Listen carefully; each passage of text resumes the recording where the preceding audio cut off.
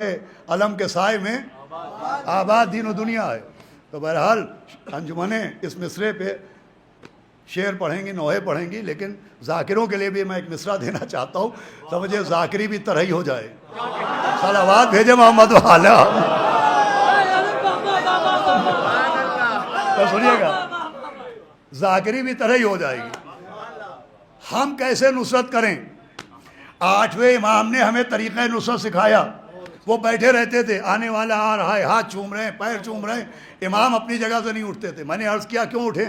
کبھی کعبہ حاجیوں کی طرف بڑھا ہوتا تو امام بھی عوام کی طرف بڑھتا؟ لیکن روایت اور راوی کہتا ہے ایک دن میں نے دیکھا حضرت کے بیت الشرف میں آپ کے در مبارک پر ایک نحیف و لاغر سی شخصیت ظاہر ہوئی، دبلا سا جسم تھا، دبا ہوا قد تھا۔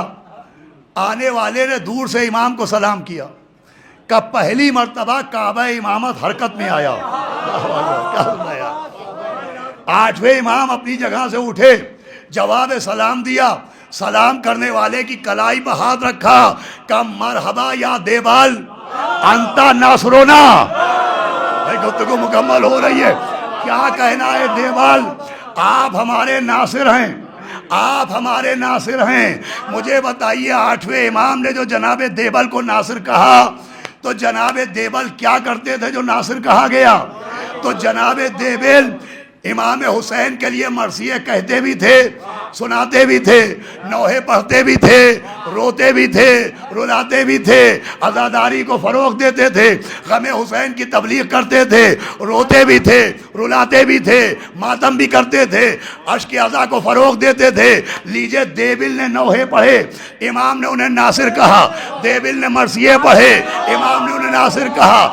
دیوال نے غم حسین کو ترویج دیا، امام نے انہیں ناصر کہا اور ناصر کہہ کے سمجھایا۔ یہ مجلس، یہ ماتم، یہ عزا، یہ بکا، یہ شبیداری، یہ نوحے، یہ ماتم، یہ انجمنیں عاشق العزا ہونے کی دلیل نہیں ہے، ناصر العزا۔